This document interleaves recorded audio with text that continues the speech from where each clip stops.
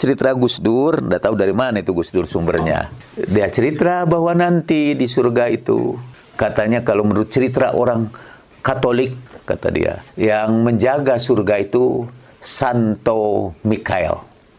Jadi kalau kita malaikat Mikail, kalau kita menjaga surga malaikat Ridwan. Masuklah orang-orang, semua masuk surga, dia disambut.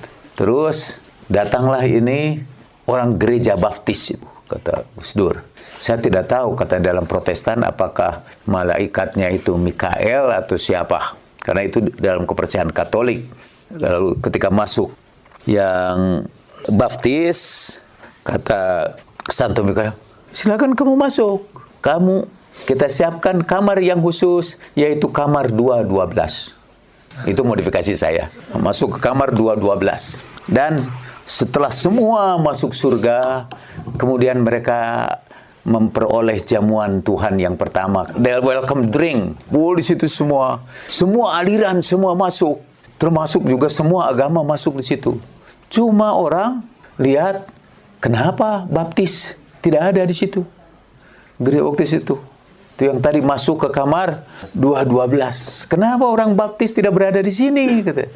Lalu kata Tuhan kepada mereka, ini orang baptis itu percaya bahwa yang masuk surga itu hanya orang baptis saja.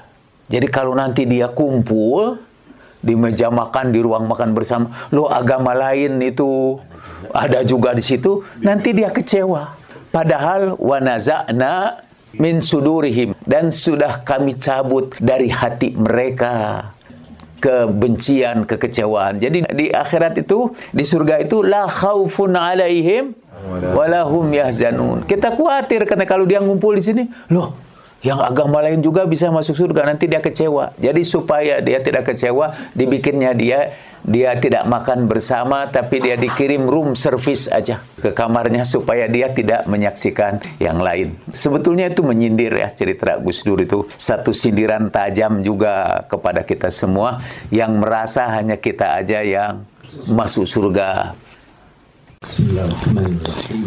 Assalamualaikum ya habiba ilahil alamin. Assalamualaikum ya amiral mu'minin. Assalamualaikum ya qurrata aini rasuli rabbil alamin. Assalamualaikum ya sayyidai syabab ahli jannati ajma'in.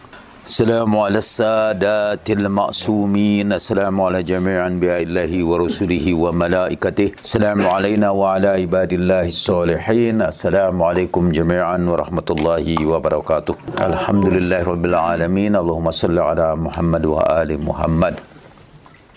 Di antara doa yang diajarkan oleh Al-Quran, dan menurut Al-Quran doa itu dibacakan oleh orang-orang soleh.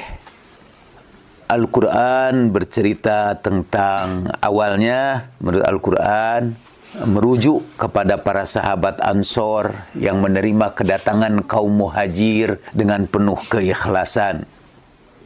Digambarkanlah ini orang-orang yang menerima tamu-tamunya dengan ikhlas itu sebagai walladzina tabawwa'ud dara wal imana min qablihim yuhibbuna man hajara ilaihim wala yajiduna fi sudurihim hajatan mimma utu wa yu'thiruna ala anfusihim walau kana bihim khasasah wa may yuqa suhha nafsihi faulaika humul muflihun.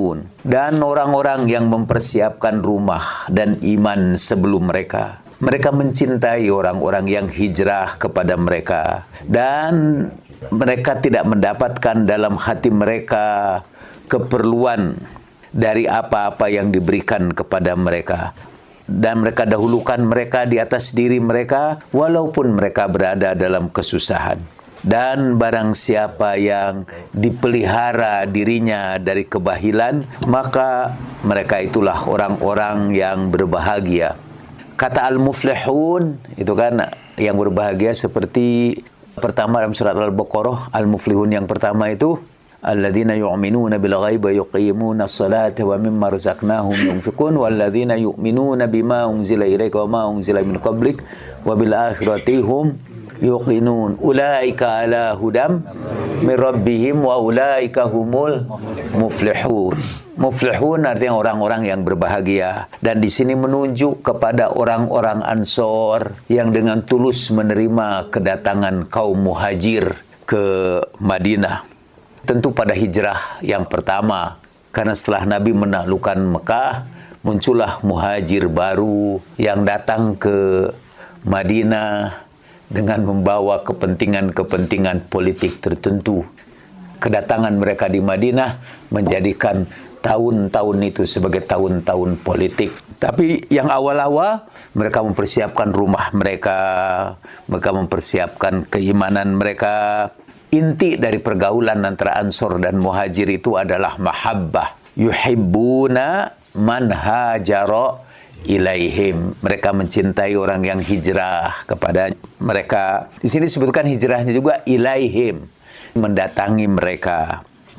Bukan karena mengharapkan harta atau apapun. Ciri cinta ialah di sini disebutkan wa yu'thiruna ala anfusihim walau kana bihim khossosoh. Mereka dahulukan orang yang dicintainya itu walaupun diri mereka berada di dalam kesusahan. Ya, jadi ciri cinta yang sejati di antara sesama kaum mukminin waktu itu ialah kesediaan mereka untuk berkorban untuk orang yang dicintainya, terutama untuk Rasulullah Sallallahu Alaihi Wasallam.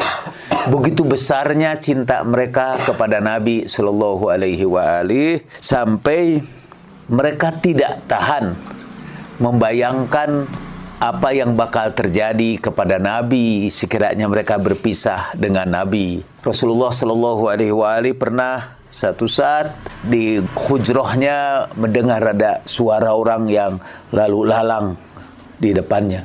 Dan ketika Nabi Sallallahu Alaihi Wasallam keluar, didapatinya Abu Ayyub Al-Ansari sedang menunggui di situ. Abu Ayyub seperti kita ketahui adalah orang yang rumahnya pertama kali disinggahi Nabi ketika Nabi masuk ke kota Madinah. Abu Ayyub juga adalah dalam riwayat afqaru ahlil Madinah. Dia orang yang paling miskin di seluruh Madinah. Dan rumahnya itu afqarul bait. Rumahnya dari orang yang paling fakir di Madinah. Itu yang disinggahi oleh Nabi. Beliau merasa sedih sekali ketika Rasulullah Sallallahu Alaihi Wasallam kemudian membangun masjid dan membangun hujrah di samping masjid yang kelak kemudian menjadi markadnya Rasulullah Sallallahu Alaihi Wasallam. Bahkan setelah Nabi pindah sekalipun, Abu Ayyub itu masih sering mengirim makanan kepada Nabi dan masih juga menunggui piring-piring atau sisa-sisa makanan Nabi itu untuk dia tabaruki, untuk dia ambil berkahnya. Tapi begitu dekatnya Abu Ayyub dengan Rasulullah Sallallahu Alaihi Wasallam sampai ia tidak merasa tentram di rumahnya. Menurut satu riwayat ini berkaitan dengan Abu Ayyub, menurut riwayat yang lain tidak disebut siapa sahabat itu. Saya menyebutkannya Abu Ayyub Al-Ansari, kalau menurut saya itu dia Abu Ayyub. Tapi dalam hadis-hadis yang lain, orang ini dihilangkan namanya. Jadi hanya disebut ada seorang sahabat menunggui rumah Nabi. Dan ketika kemudian Nabi menemukan dia dalam keadaan seperti itu, para sahabat itu ditanya, lagi apa kamu? Saya ingin menjaga engkau ya Rasulullah. Tidak usah, Allah melindungi saya. Kamu pulang aja. Tapi dia tidak mau pulang. Karena ketika saya pulang itu saya tidak bisa tidur ya Rasulullah. Saya membayangkan kalau nanti ada musuh datang kepadamu, lalu saya tidak bisa membela kamu. Kata, sudah pulang saja. Lalu berdasarkan ayat itu kemudian esok harinya Rasulullah memanggil orang itu, kata sahabat itu dalam riwayat Ahlus Sunnah. Waktu itulah ayat turun. Orang-orang yang mentaati Allah dan Rasulnya, fahuwa ma'alladzina an'amallahu alaihim minan nabiyyin was-siddiqin wasyuhada'i was-solihin wa hasuna ulaika rafiqa. Wa may yuti'illaha wa rasulah. Siapa yang taat kepada Allah dan Rasulnya, dia akan bergabung bersama Rasulullah. Fahuwa ma'alladzina an'amallahu alaihim. Dia akan bergabung dengan orang-orang yang Allah anugerahkan nikmat kepada mereka minan nabiyyin, yakni para nabi. Kata orang, kata min itu lil bayan. Di situ bukan berarti lit tab'id. Jadi baik para nabi, para siddiqin, para suhada, dan para solehin. Wa hasuna ulaika rafiqa. Dan alangkah indahnya bergabung dengan mereka. Nah, orang yang indah, yang sangat indah bergabung dengan nabi itu wa may yuti'illaha wa rasul. Asal kamu taat kepada Allah dan Rasulnya, kalian insya Allah bergabung. Jadi kepada sahabat itu turun ayat ini. Kalau di dalam hadis-hadis kalangan Ahlus Sunnah tidak disebutkan orang itu. Sama seperti asbabun nuzul, wa yu'thiruna ala anfusihim walau bihim khososoh. Dan mereka dahulukan orang lain walaupun dirinya dalam keadaan kesulitan. Ketika kan ada orang yang sangat kelaparan datang di majelis Nabi, kemudian Nabi meminta kepada istrinya apakah ada makanan, tidak ada makanan, kemudian Nabi tawarkan. Lalu seorang sahabat, singkatnya ceritakan, membawa orang itu ke rumahnya, tanya sama istrinya apakah ada makanan, hanya ada untuk anak-anak saja. Allilihim wa nawwimihim, katanya. Bobokkan dia dan tidurkan dia. Lampu dipadamkan, seperti kita ketahui kisah itu agak populer. Lampu dipadamkan, kemudian tamu makan padahal yang punya rumah tidak makan. Turunlah ayat ini, wa yu'thiruna ala anfusihim walau bihim khososoh. Di dalam hadis-hadis Ahlus Sunnah tidak disebut siapa sahabat itu. Saya menemukan kemudian bahwa sahabat itu adalah, masih juga dalam hadis Ahlus Sunnah, cuma dalam the forgotten hadis. Dan disebutkan bahwa yang mengundang itu Imam Ali. Gitu di dalam riwayat. Ada satu kitab malah tentang judulnya Fulan wabnu Fulan. Judul kitabnya itu Si Anu, anak si Anu. Fulan ibni Fulan. Dan di situ buku itu menurut saya, kitab itu kitab detektif. Dia mencari siapa yang dalam hadis itu disebut Fulan ibni Fulan. Jadi diriwayatkanlah, dicari, dikejar siapa orang ini dengan meneliti hadis-hadis yang lain. Jadi asik juga baca itu Fulan ibni Fulan itu, akhirnya ketemu. Tapi kita kan lagi meneruskan ayat ini. Nah, setelah ayat itu kemudian Allah berfirman, walladzina ja'u min ba'dihim, dan orang-orang yang datang sesudah mereka. Jadi artinya yang sudah para sahabat itu. Kadang-kadang sudah itu bisa berarti dekat, bisa jadi berarti jauh. Bahkan kalau dalam bahasa Arab, kalau sudahnya itu, sesudahnya itu dekat sekali, sudah jauh, mereka pakai bentuk bukan ba'da tapi bu'aid. Bentuk tasghir dari jauh. Rada jauh, tapi itu dekat. Tapi umumnya ba'da yang ini agak meluas sampai sekarang. Misalnya, sayati alaikum qaumun min ba'di. Nanti akan datang kepada kalian sesudahku. Dan ini maksud sesudah Rasulullah itu sekian tahun, kemudian mungkin malah sekian ratus tahun setelah itu. Misalnya Rasulullah SAW bersabda, nanti akan datang sesudahku. Di dalam Al-Quran surat Maryam, wa khalafa min ba'dihim khalfun, maka datanglah sesudah mereka itu satu generasi. Adha'us salata wattaba'us sahawat wa sawfa yalqa atau wa fa sawfa yalqauna ghayya. Nanti sesudah para nabi itu datang selalu satu generasi yang melalaikan salat dan mengikuti hawa nafsunya, dan mereka akan terjerumus ke dalam kebinasaan. Atau ketika Rasulullah bertanya, tahukah kamu orang yang paling mempesona imannya? Lalu para sahabat berkata, malaikat. Malaikat tidak mempesona imannya karena setiap hari mereka menerima perintah dari Allah Subhanahu wa Ta'ala. Kalau begitu para nabi juga menerima wahyu, dia berhubungan langsung dengan Allah Ta'ala.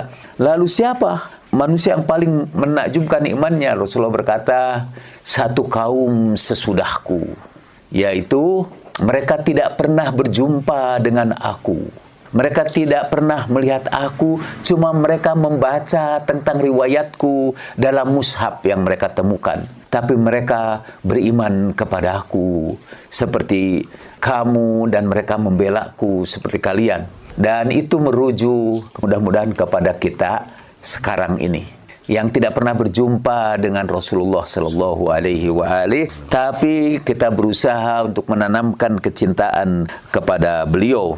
Kalau ini dimaksudkan kepada kita semua, atau kita ingin masuk dalam yang dimaksudkan dalam ayat ini, walladzina ja'u min ba'dihim yaquluna rabbana ighfir lana wa li ikhwanina alladzina sabaquna bil iman wa la taj'al fi qulubina ghillan lil ladzina amanu rabbana innaka ra'ufur rahim. Dan orang-orang yang datang sesudah mereka berdoa yang ini, Tuhan kami, ampuni kami dan saudara-saudara kami yang mendahului kami di dalam iman.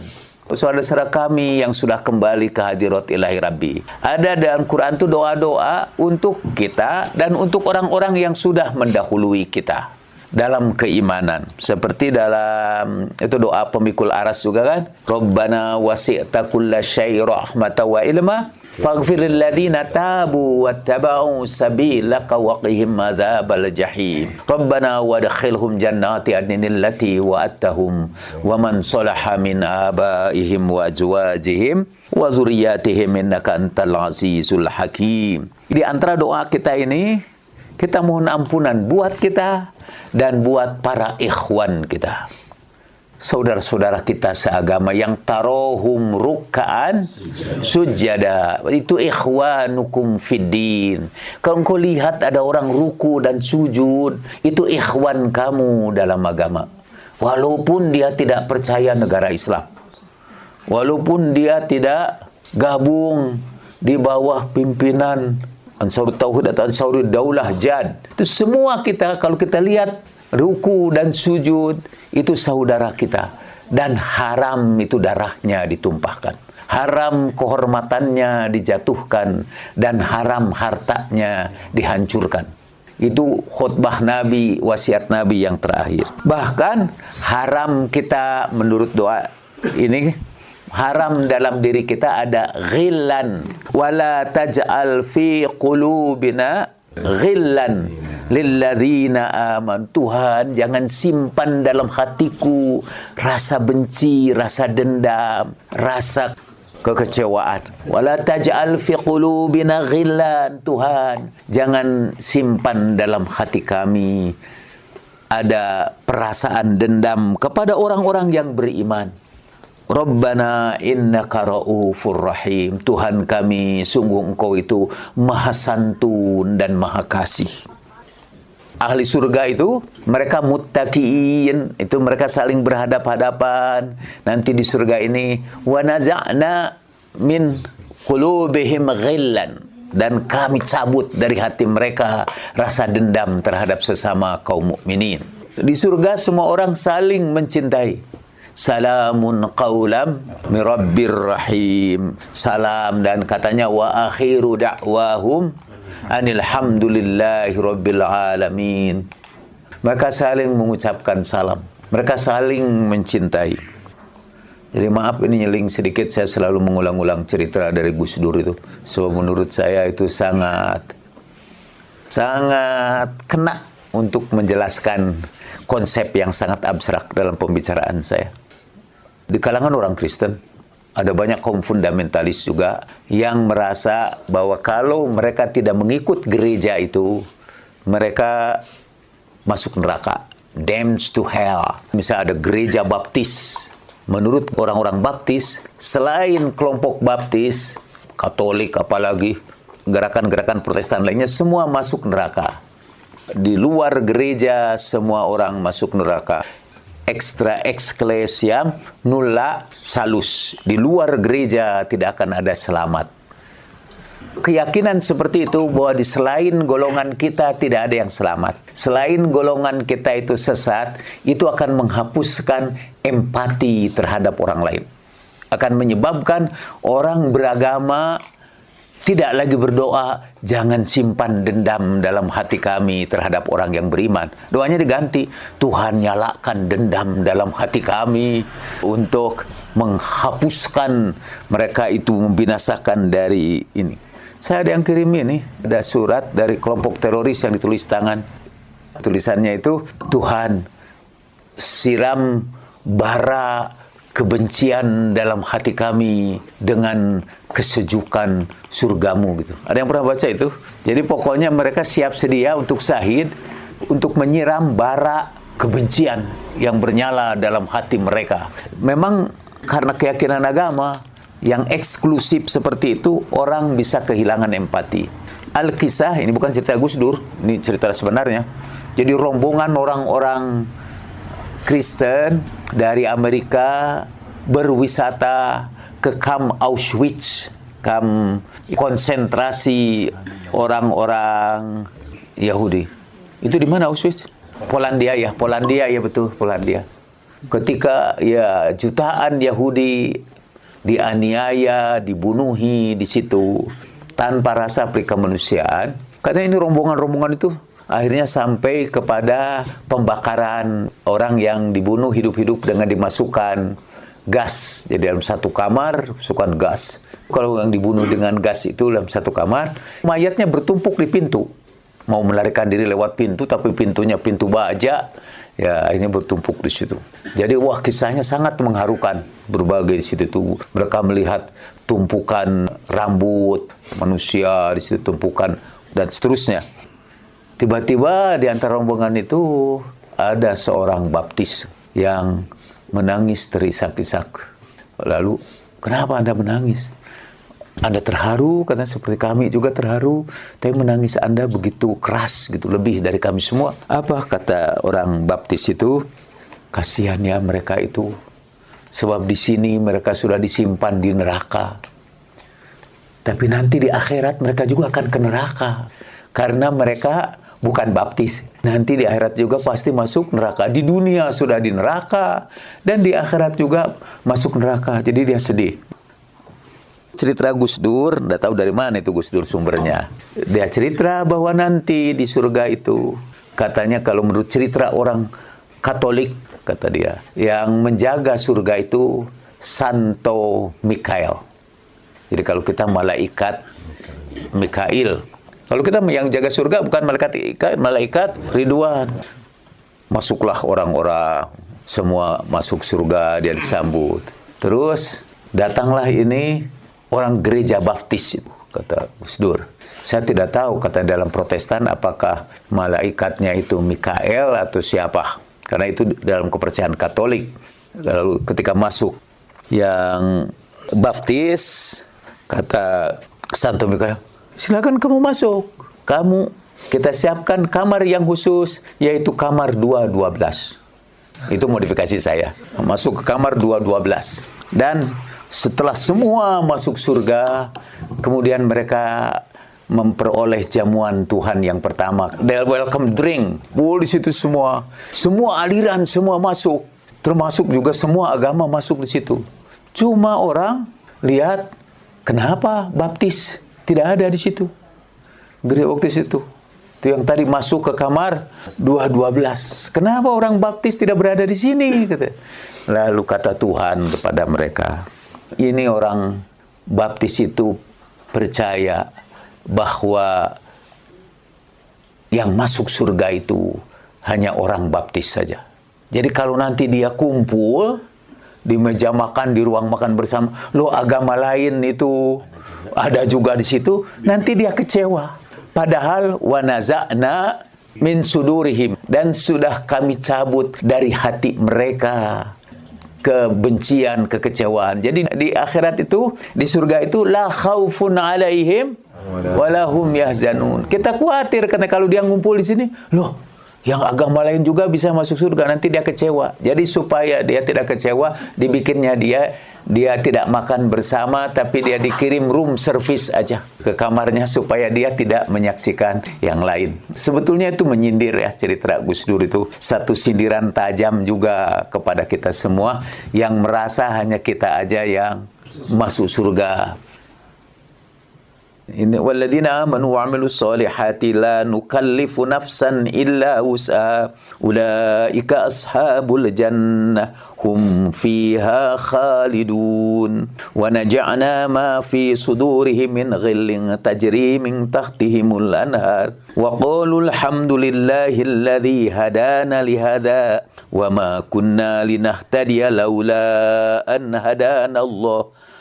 Laqad ja'at rusulu rabbina bil haqq wa nudu an tilkumul jannah urithumuha bima kuntum ta'malun. Mewujudkan saya di situ itu la nukallifu nafsan illa wusa. Kami tidak bebani orang kecuali kemampuannya. Maksud saya itu kita memeluk agama-agama dan keyakinan itu sesuai dengan kemampuan kita semua. Kalau saya sekarang menemukan mazhab Ahlul Bait, sementara kakek-kakek saya tidak menemukan mazhab Ahlul Bait. Jadi kemudian mungkin ada sebagian dari mazhab Ahlul Bait berpikir, wah kita aja yang masuk surga ya. Kasihan bapak-bapak kita karena belum kenal Ahlul Bait. Itu sebenarnya dia masih ada ghilan itu. Room service juga, ada harusnya masuk room service. Padahal tadi dalam ayat ini cerita tentang ahli surga itu Tuhan berkata, kami balas itu semua sesuai dengan kemampuan mereka. Pada zaman itu mereka belum sampai menggapai ilmu yang saudara peroleh sekarang ini. Dan Allah hanya menilai dari ayat sebelumnya itu, alladzina amanu wa amilus solihat. Mereka beriman dan beramal soleh. Mereka dapat balasan seperti itu. Nah, kalau kita punya pendirian seperti itu, insya Allah tidak ada ghilan lilladzina amanu. Kita tidak akan menyimpan kebencian, kedengkian, dan kekecewaan terhadap orang-orang yang beriman, apalagi dendam. Karena kita semua insya Allah mempunyai peluang yang sama untuk masuk surga. Sesuai dengan kemampuan kita. La yukallifullahu nafsan illa wus'aha. Dan tentu saja, seperti yang sampaikan oleh Ustaz Miftah, kita ingin gunakan, kita ingin masuki bulan Ramadan. Tadi acara di televisi itu judulnya, Teror di Pintu Ramadan.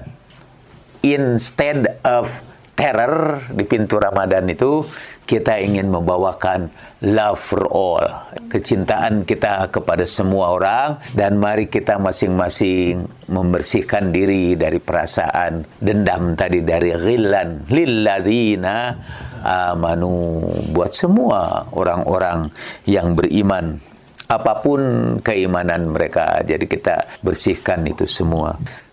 Jadi melalui majelis ini sekali lagi kita masing-masing saling memaafkan dalam hati kita. Seperti Nabi Yusuf salamullahi alaihi yang pernah berkata kepada saudara-saudaranya dalam masa pengampunannya, la tasriba alaikumul yaum. Sudah, tidak ada lagi ganjelan apapun antara aku dan kamu. Qala la tathrib 'alaikumul yawm yaghfirullahu lakum wa huwa arhamur rahimin. Yusuf berkata, tidak ada apapun, tidak ada ganjelan apapun bagi kalian hari ini. Semoga Allah mengampuni kalian, dan dialah yang paling pengasih dari segala yang mengasihi. Dan ucapan Nabi Yusuf itu kelak diulangi oleh Nabi yang mulia salamullahi alaihi di tengah-tengah orang Mekah yang tunduk ketakutan di hadapan kebesaran dan wibawa Nabi pada waktu Nabi menaklukkan Mekah. Mereka yang pernah mungkin berdosa menarik kedua kaki dan tangan salah seorang sahabat Nabi sampai pecah. Yang satu ditarik unta sebelah kanan, satu lagi diuntak sebelah kiri. Mereka yang pernah meletakkan setrikaan besi yang bernyala kepada punggung Al-Azib bin Al-Barra bin Azib. atau mereka yang pernah menindih Bilal dengan batu, semuanya merasa bahwa ini hari pembalasan dari sang Nabi. Bahkan sebelum Nabi masuk itu, ada seorang sahabat Ansor juga keliling-keliling, al-yaum yaumul malhamah. Hari ini adalah hari pembantaian. Lalu Rasulullah menyuruh Imam Ali, kamu pergi ke sana dan teriakan al-yaum yaumul marhamah. Hari ini adalah hari kasih sayang. Dari hari pembantaian diubah jadi hari kasih sayang, dan itu pada saat kemenangan kaum muslimin. Jadi la tathriba alaikumul yaum. Kita juga sama-sama itu ucapkan dalam hati, la tathriba alaikumul yaum yaghfirullahu lakum innallaha arhamur rahimin. Allah itu yang paling pengasih dari segala yang mengasihi. Kemudian ini ada permintaan dari saya. Di pintu Ramadan itu, ketika kita harus menyebarkan cinta kasih, ada yang menyebarkan teror. Dan saya ingin mengajak saudara untuk membaca doa yang diajarkan oleh Imam Al-Baqir. Saudara masing-masing nanti pulang, saudara baca ayat kursi 70 kali. Dan itu melindungi saudara-saudara, insya Allah, dari bahaya, dari anak panah kebencian yang dilepaskan oleh orang-orang yang tidak menyukai kita. Tapi untuk kali ini kita baca doa itu nanti saudara ulangi. Sudah saya dari doa Imam Baqir. Imam Baqir itu putra Imam As-Sajjad, ayah dari Imam Ja'far As-Shadiq. Dia kalau saya tidak salah dalam pemerintahan mau transisi dari Bani Umayyah kepada Bani Abbasiyah. Dan salah seorang penguasa mengirimkan pembunuh bayaran untuk membawa kepala Imam Baqir ke hadapan raja. Dia berangkatlah ke Madinah. Kemudian dia sampai di tempat Imam Baqir. Kemudian dia potong kepala Imam Baqir, disimpan dalam wadahnya. Kemudian dibawa ke rajanya, dan ketika dibuka di tempat raja ternyata itu kepala unta. Jadi yang dia lihat sebagai Imam Baqir itu adalah seekor unta. Dan diriwayatkan bahwa Imam Baqir mengamalkan doa ini untuk menolak musuh itu. Doa ini juga saya baca dulu di Malang ketika panitia di Amcam, bahwa kalau saya tetap saja memberikan ceramah pada waktu itu, membahas buku saya lah, Islam Aktual, ada ancaman bahwa besok di Universitas Brawijaya, bahkan ada di aula Universitas Brawijaya itu akan ada banjir darah. Walaupun saya cinta syahid, tapi saya takut mati, takut syahidnya sekarang-sekarang. Maka saya bacakan doa itu. Saya anjurkan juga keluarga saya untuk baca doa itu. Saya membacanya juga setiap tidur. Bismillahirrahmanirrahim. Wa idza qara'tal Qur'ana ja'alna bainaka wa bainal ladzina la yu'minuna bil akhirati hijaban mastura wa ja'alna ala qulubihim akinatan yafqahuhu wa fi adhanihim waqra wa idza dzakarta rabbaka fil qur'ani wahdahu walau ala adbarihim nufura. Allahumma inni as'aluka bil ismil ladzi bihi tuhyi wa tumit wa tarzuqu wa tu'ti wa tamna'u ya dzal jalali wal ikram. Allahumma man aradana bisu'in min jami'i khalqika fa'ami anna 'ainah wasmum anna sam'ah wasghal anna qalbah waghlul anna yadah wasrif anna kaidah wa khudhu min baini yadayhi wa min khalfihi wa an yaminihi wa an shimalihi wa min fawqihi wa min takhtihi ya dzal jalali wal ikram. Saudara ulangi aja sesudah saya sekarang. وإذا قرأت القرآن جعلنا بينك وبين الذين لا يؤمنون بالآخرة حجابا مستورا وجعلنا على قلوبهم أكنة أن يفقهوه وفي آذانهم وقرا وإذا ذكرت ربك في القرآن وحده ولو على أدبارهم نفورا اللهم إني أسألك بالاسم الذي به تحيي وتميت وترزق وتؤتي وتمنع يا ذا الجلال والإكرام اللهم من أرادنا بسوء من جميع خلقك فاعم عنا عينا واسمم عنا سمعا واصغل عنا قلبا واغلل عنا يدا واصرف عنا قيدا وخذه من بين يديه ومن خلفه وعن يمينه وعن شماله ومن فوقه ومن تحته يا ذا الجلال والإكرام. Sudah ikut dalam hati aja. Saudara ulangi saja sesudah.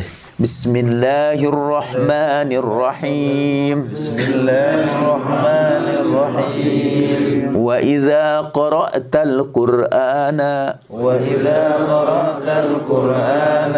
ja'alna bainaka wa bainal ladzina la yu'minun. جعلنا بينك وبين الذين لا يؤمنون جعلنا بينك وبين الذين لا يؤمنون بالآخرة حجابا مستورا جعلنا بينك وبين الذين لا يؤمنون بالآخرة حجابا مستورا وجعلنا على قلوبهم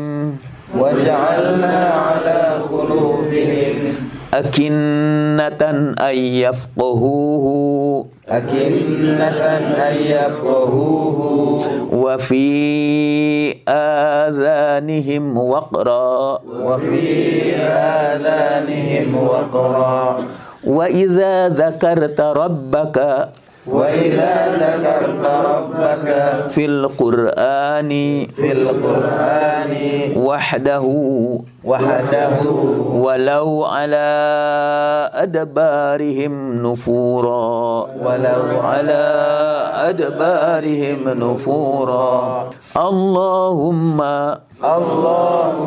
إني أسألك بالاسم الذي به تحيي وتميت وترزق وتعطي وتمنع يا ذا الجلال والإكرام اللهم من أرادني بسوء من جميع خلقك فاعمي عنا عينا واسمم عنا سمعا واصغل عنا قلبا واغلل عنا يدا واصرف عنا كيدا وخذه من بين يديه